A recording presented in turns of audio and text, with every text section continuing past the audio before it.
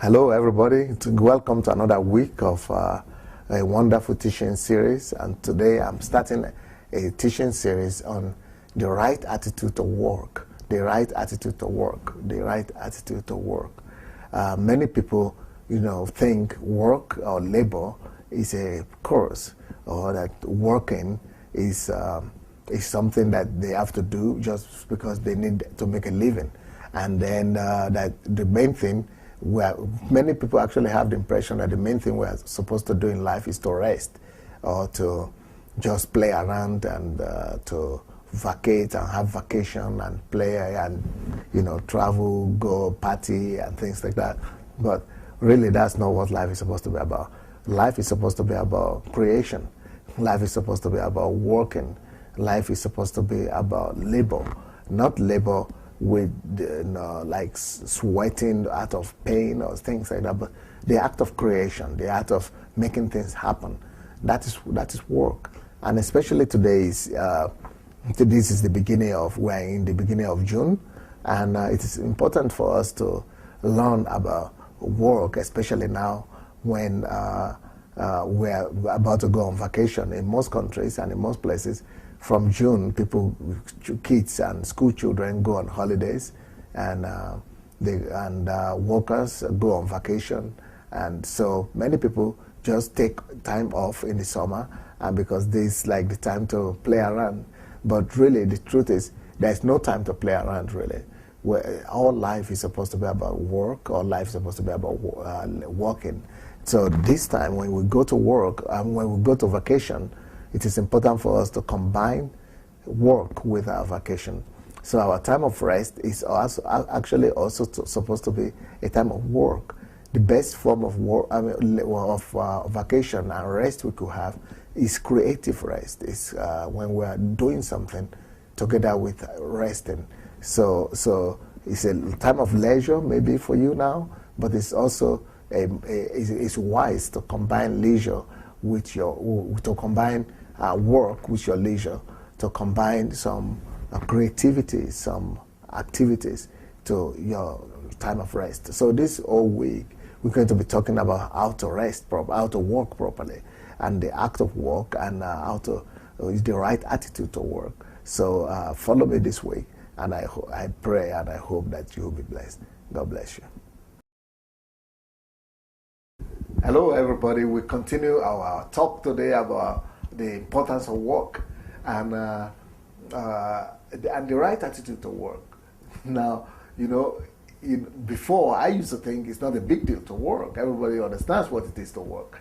But working with people and relating with people, and with my experience of having hundreds of people around me, it shows me that a lot of things are not in place. Things in the lives of people. People don't know how to put elementary principles in place. And one of the elementary principles that we need to put in place regarding works is that when it comes to work, or when you need to do something, and when you want to get something done, or you are given an assignment to do, you never procrastinate it. Never procrastinate. Never put up things for tomorrow. Never put up things for a later time. Because most people, they don't do what they need to do at the time they need to do it. Most people always think, well, I'll make it. I'll do it in the next time, or tomorrow, or day after tomorrow. Or if they have a 1 month limit to work, 1 month limit to work, they always say, well, I still have 1 month. I still have 1 month. But really, you don't have 1 month anymore. You only have a few days. So the real discipline and real good attitude to work says, I need to do this thing in 1 month. Let me begin to do it now. It's better to finish the work earlier than to try to cramp your whole time and all the work in a few days, and then you are not sure if you are going to finish it or not. So the right attitude to work, the first principle of working right, is to always do what you need to do on time. Do what you need to do at the time you need to do it. So never wait till a later time. Never put things off for a later time or a later time. Never procrastinate. Never postpone things or procrastinate things. Do things when you need to do it. That is the first thing you need to learn about work. If you have a year to do something, it's better to do it in the first month or in the first few months. Don't put things up for the last few months. No, that way you will never be able to finish it. Or if you finish it, you'll never be able to do it in high quality. But for work to be done in good quality and in good time, you need to begin to do it right as immediately as you get the work, the assignment. Do it today. Do it at the time it needs to be done. And that's the very first principle of working right, or the right attitude to work. God bless.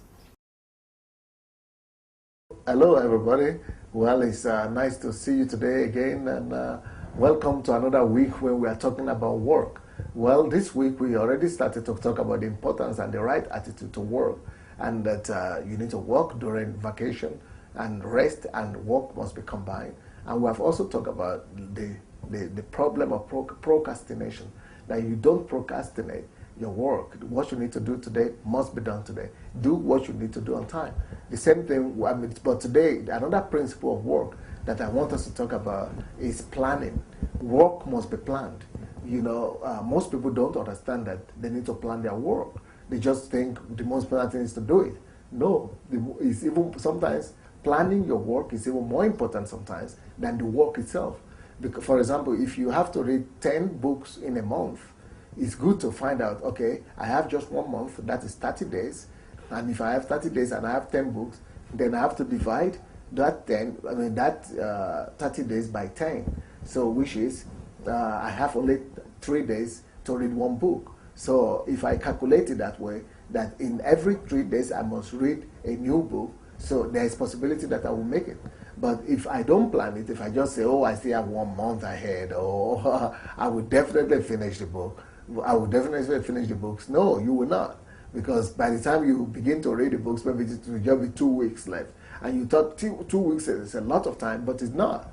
By the time the 1 month elapses, you will just discover that you didn't make it. So the advantage of planning in work is crucial. And when you plan like that, don't just plan to finish on time. Plan to finish a bit ahead of time, so that if you finish 3 days before time, then you have the rest of the days left to review what you've done, and to make corrections on the work you've done, and to raise the quality of work to another level. So for us to really be effective in work must not just be done, but it must be planned. You must know how to work with plans, and plan your work, plan your resources, plan your time, and then you'll be able to do a better quality of work. So let's learn to plan our work, then we'll have less difficulties and less complications, and we'll have better quality of produce and production. God bless. Hello, everybody. We're continuing to talk today about the right attitude to work. And we have talked about some principles, but today I want to make it very practical. What do you think you like to do most? What do you really like to do most of the time? Do you like to just go and work somewhere, or most of the time just go work? Or you like to actually play around, talk to some people on phone, and spend time talking to friends, and discussions, and watching TV, internet, and things like that? Well, if you are like me, and if you are like everybody else, everybody wants to play more than they want to work. Most people want to play than they want to work, because that's the demand of our flesh. Our flesh demands for us to work. To play. Our flesh demands vanity, to spend time, satisfying yourself, your desires, your flesh, to look for leisure. Well, but that is exactly the thing that we are not supposed to do, because those are the things that don't lead to success in life. And that's a major difference between successful people and failures. Successful people are people that feel like doing those things, but they deny themselves the privilege of going to work, winding time away on television, or talking on phone. They deny themselves those things, and they force themselves to go and do what they don't want to do, what they don't like to do, like going to work, like going to read, or like going to write, or like going to look for something to do. Because people who just do what they want to do all the time, going to talk on phone, spend time on the internet, and just waste their time away, they are people who become nothing in life. They are the failures of of any generation. But those who hold themselves in their hands and who cut short their selfish desires and go to do labor work when they don't feel like working, they are the ones who become great in life. If you really want to have any chance to be great, you must curtail your desires for pleasure, and you must work when you don't feel like. And that's a major principle in becoming somebody in this life. God bless. Hello everybody, greetings to you today. We are continuing to talk about the importance of work and the right attitude to work. Well,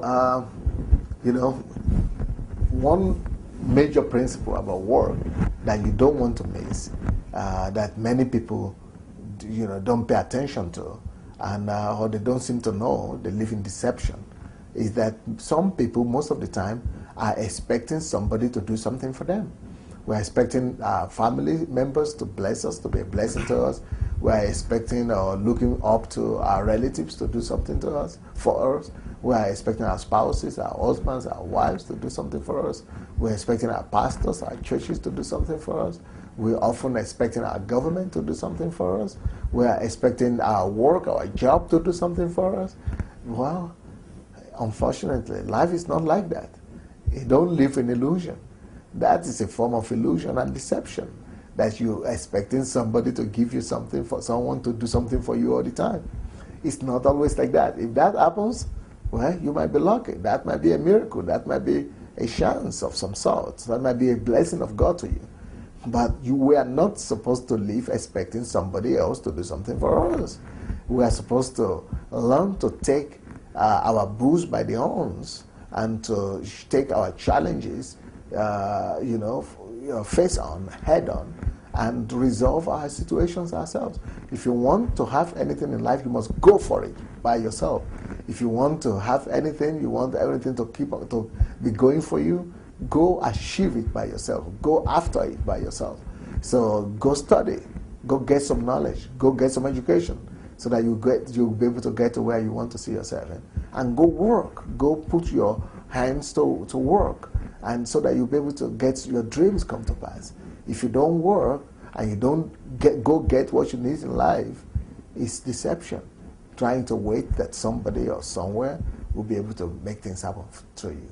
Unfortunately, life doesn't work that way.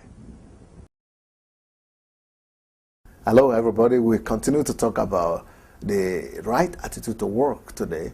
And the point I want to make today, and the principle I want to point out to you about work, is that work can only be a blessing when we do it with all our might and with all our power.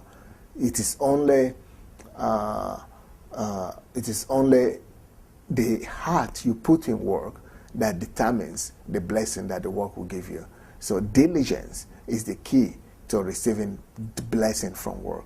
If you are not diligent in it, if you are just doing it anyhow, just to get by it or just to get a pass mark, well, you'll never get far. And God doesn't bless that kind of work. God says that whatsoever your hand finds to do, you should do with all your might, all your might. So God expects us to do everything we want to do in life with all our might. In fact, He said we should love Him with all our might as well. With all our might, all our mind, all our body, all our soul, all our spirit. God desires and deserves to have only 100% dedication. And it's not just when we're doing something for God.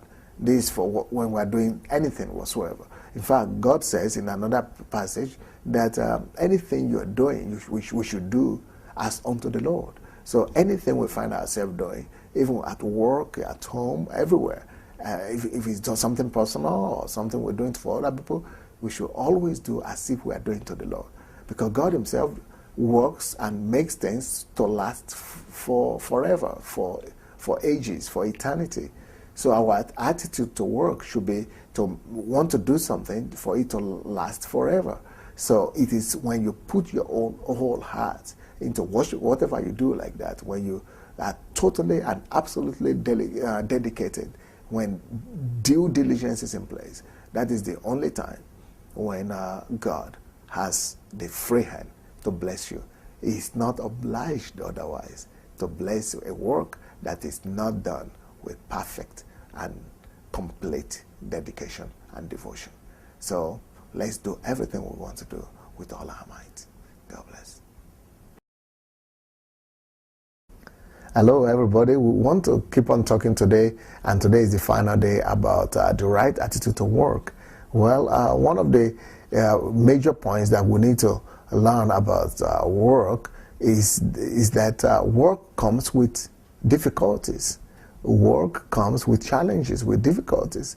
And most people, as you know, is whenever they meet difficulties or hardship in their workplace or whatever they are doing, or in their calling, or in whatever task they are planning, they are trying to resolve. As soon as they meet some complications and difficulties, and they just give up. And many people just run away from whatever they are doing because of difficulties. Difficulties cause a lot of people to quit. Many people just quit. They just leave it. They just quit working and trying because of difficulties and because of challenges. Well, challenges is part of life. Difficulties is part of life. God made us to be people that resolve problems, that resolve and overcome obstacles and challenges. We are created like that.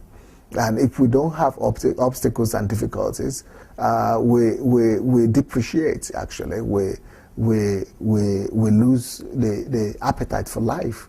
And we self-destruct, actually, if we are not overcoming difficulties and problems regularly.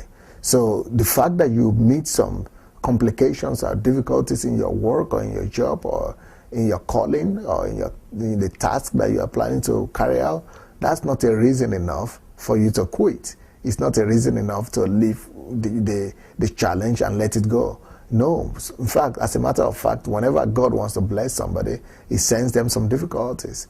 And it is only as you overcome those difficulties, then you prove to God that you deserve to receive the blessing He wants to send you. As a matter of fact, it's like there is almost no blessing that comes to the life of any person without challenges. So it sends you the challenges first before the blessings, so that you're overcoming the challenges is a proof that you are matured enough to receive the blessing. So don't let any challenge or problem stop you from getting to your goal in life. God bless you.